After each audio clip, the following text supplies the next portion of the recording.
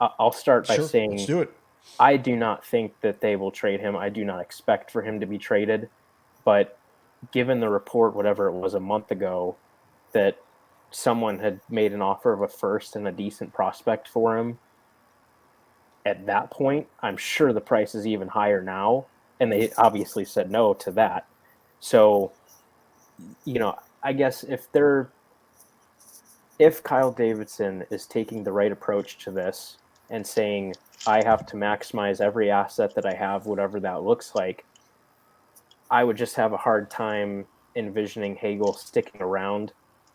Just from that standpoint, again, I don't think he'll be traded, but I would at least be curious to hear your guys' thoughts, especially you, Jeff, since you're not on the Chicago Rinkcast. Um, you know, understanding that the Hawks really like him, that they do not seem inclined to move him. What would kind of be that tipping point of a return where Kyle Davidson would say, I don't want to move him, but I have to? I don't even know that there's a first round pick. What we heard before, like that, you should take that. You should honestly take that. He should have taken that. If he and the one thing that a lot of people seem to forget is like just because they hear this is what the possible return on a deal is, doesn't mean that's what the actual return was. They could have heard that secondhand, and that doesn't mean that it was written on a tablet, by God Himself that this is what's going to happen. This If you get a first round draft pick plus something, you need to take that for just about anyone on that roster. To be honest with you. But Brandon Hagel, sure, everyone we love Brandon Hagel. We like what he is. I like him on the crack. Every team would probably like a Brandon Hagel. That's all good and well. I like Brandon Tanev. That's all good and well. But if you offer me a first round draft pick plus more for a Brandon Tanev, which could possibly be in the same ballpark. I mean, I know Hagel's got 20 goals and Tanev didn't, but Tanev was having a really good season himself. If you offer me a first round draft pick in this draft and something else, a young player or something like that, Brandon Tanev's out of town. And the same should have been with Hagel. I just think you got to sell high, and right now he's high. Just like we said with Eric Gustafson when they should have traded him when he was at his highest, and everyone's like, no, you can't get rid of him. Can't get rid of him. The next year they couldn't give him away. Now I'm not saying that also that can't happen to Brandon Hagel, but could it? It's like Kubalik. Exactly Yeah, like Kubalik. They they want to strike while the iron's hot. yeah. Eric, I think if you get a first and a second and a prospect, you move him in a heartbeat. If somebody offers you more than that, like he's gone, like get him on the plane. Like Gates said earlier, you didn't pay anything for him, and so I just looked at Brandon Hagel's numbers. Like he had 9 goals and 15 assists in 52 games this year. He has 21 goals, 16 assists in 55 games this year. Is this the norm or is this the aberration year? And if it's the aberration year and you don't trade him, then you're stuck with a Dominique Kubalik situation all over again. So if you get a first round and a second round pick, like you don't like you would have 2 second round picks, another first rounder. You have 3 third round picks already. Like that sets you up pretty good to hopefully restock your farm system and hopefully start developing guys for the future. I think you got to do that. You got to make that trade. I would Yeah, say if they get if you get a offered first one and first round pick, I was going to say if you get a first and a second for him, I'm dumping him. He's gone. Go ahead, Barlow. Yeah. I was just going to say, if you get a first for him, you take it.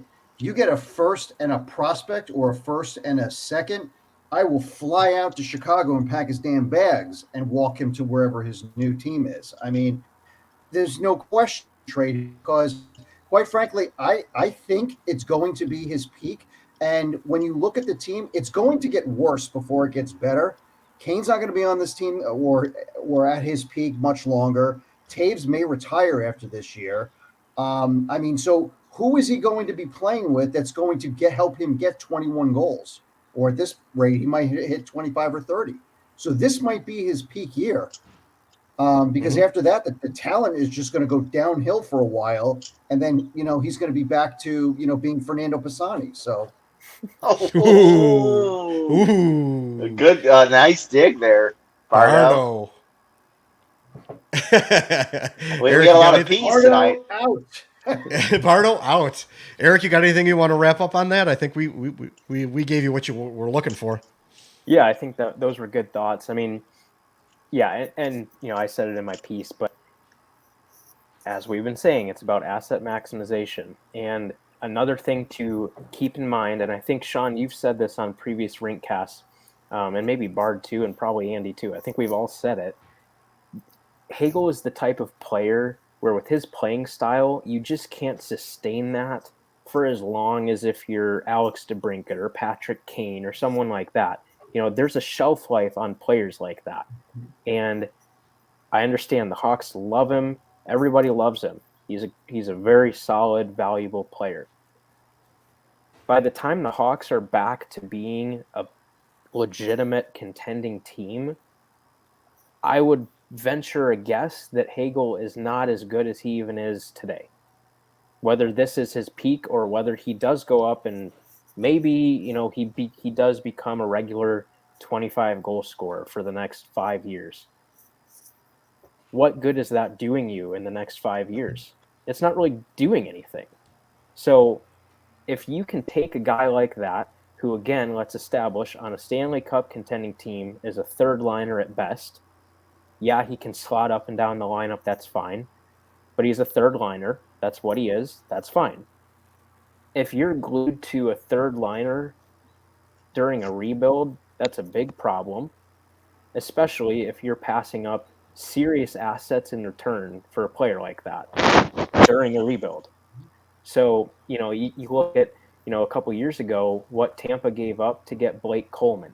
That's a similar type of a return that they could probably get for someone like Brandon Hagel, especially factoring in his age and his cap hit and the fact he's signed for 2 more years. That's hugely valuable. So, in my opinion, I don't think he will ever have more value than he does from right now, Thursday at 7:32 Central Time, until Monday at 2 o'clock Central Time. That is the highest his value will likely ever be, and I love him as much as everybody else does. If you don't capitalize on that, that is a mistake. Mm-hmm. Yeah, for sure. And the thing about that too is why he's so valuable now is he's 20-25 goal scorer, and he only makes 1.5 million for the next 2 years. Yep. Like, that is huge to teams that are in a cap crunch, that really count every single penny and are having to use LTIR. A guy they could play on your third line or up and down the lineup that's 1.5 million that could he's probably not going to score 20 goals on your team, but he might score 15 at $1.5 million for the next 2 years. There you go, man. Right there. And he's going to get more expensive down the road. So he might score 20 goals every year, but after 2 years, he's going to be making like 3 million or 4 million. Then is he as valuable then? And he's 3 years older. Like, it makes all the sense in the world right now.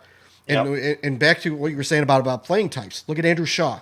He's not quite Andrew Shaw, but he plays a more physical style like an Andrew Shaw. Hard into the corners, plays hard. Like, Andrew Shaw, was retired at what, 27? Was it? Yeah. Yeah. Yeah. He because he couldn't stay on the ice because he was, concussions and injuries and stuff. So yeah, My, all great biggest points. Yeah, no, my biggest concern is just, the fact that he has become really a fan favorite, and we know how marketing driven this organization has become. So I mean, knowing that he is cost control, he's had some success offensively, physically, he's always around the puck.